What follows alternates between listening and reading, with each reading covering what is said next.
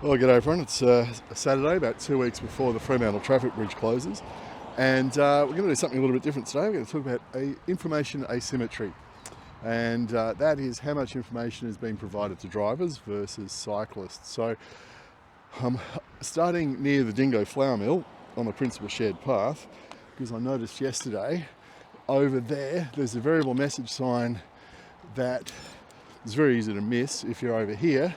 And if you don't have prescription glasses, and unlike me, you probably wouldn't be able to read it, but obviously that's aimed at the drivers.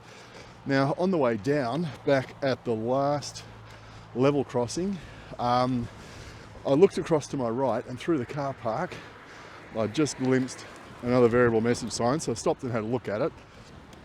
And again, it's aimed at the drivers. If it's been there for a while, that's the first time I've seen it. Oh, look at this, we've got a whole pile of dads with prams by the look of it. So it's not just cyclists that need information about the detours down here, it's dads and prams.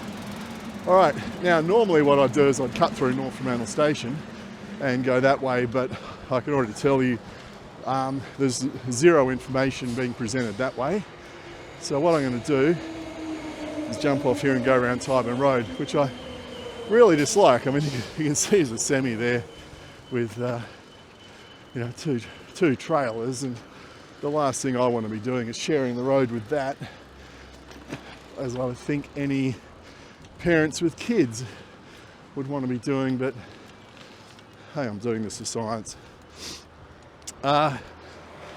Look, one thing I noticed yesterday when I went through is that a lot of the maps and signboards, the core flutes that have been put up to provide information about the project have disappeared.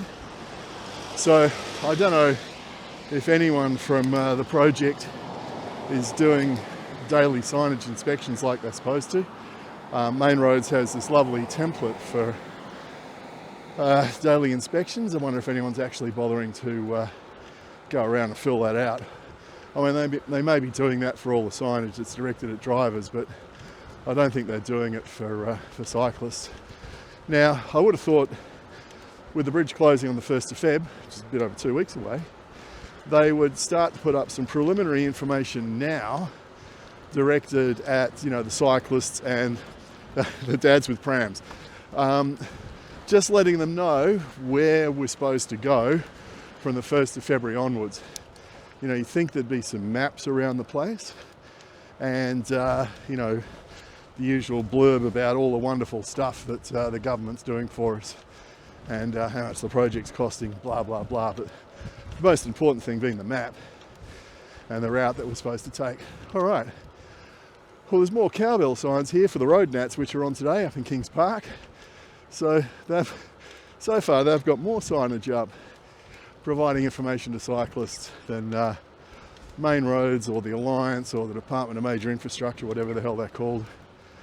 It'd be interesting to have a look at their stakeholder and communications plan and see whether there's anything in there whatsoever about providing information on this closure to cyclists. All right. Now, I would expect to see a variable message sign somewhere along here. Given that a reasonable number of drivers at the moment turn right and go onto the bridge, and if I'm puffing, it's because there's a really strong easterly today and I'm riding right into it. This is why I really hate riding on this road. I mean, got the wind right in my face, and I'm struggling to maintain 20 kilometres an hour. Hopefully the truckies are all nice and professional. All right, here we go. Our first variable message sign. That's good. So, if you're one of the MAMILs that rides in a gruppetto or a peloton and you take this route, at least there's some information directed at you. But if you're one of the mums and dads or the casual cyclist that chooses to cut through the back streets and never wants to mix it up with the trucks on this stretch of road, You'd have no idea. Okay. I'm going to turn right here and go over the bridge, because I think they've also got one on the bridge.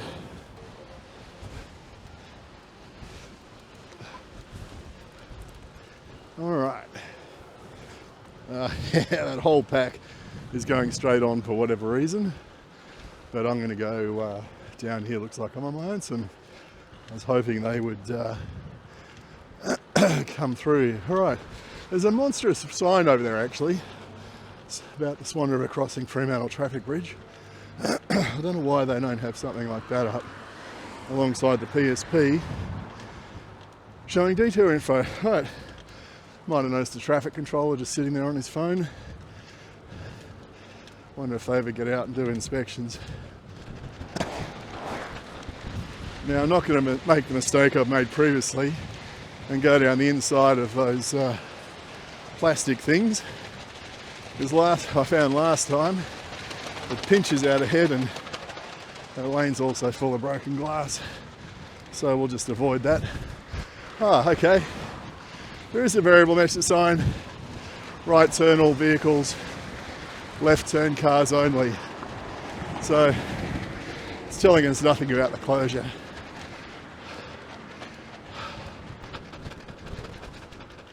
Right, we swing around here. Is there anything? Not seeing anything so far. There is a variable message sign over there, but all that talks about is the closure, I think this weekend. So I'm going to go further down here. I'm going to go past Gesher and then turn around, because it looks like there's a VMS down there pointing in this direction. But of course, this is not the main cycling route, is it? All the cyclists get off and go down Beach Road in general, although I will back that up by having a look at the Strava heat map and seeing if there's much cycle traffic along here. Oh look, there's a printing and signage place there, DocuPrint, your local printer. I'm sure they could print up core flutes with maps and information for the project. It's very, very convenient.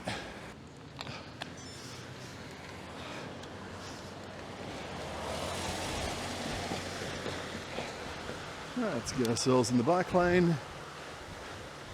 Just going to go down here a little bit and just eyeball the street, see if there's anything further down that way.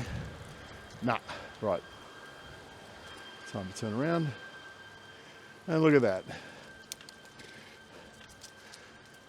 So there you go, reasonable amount of information for drivers no matter where you're coming from. A bit of information for cyclists if you happen to be on the Tydeman Road route. 0 if you're taking the back streets.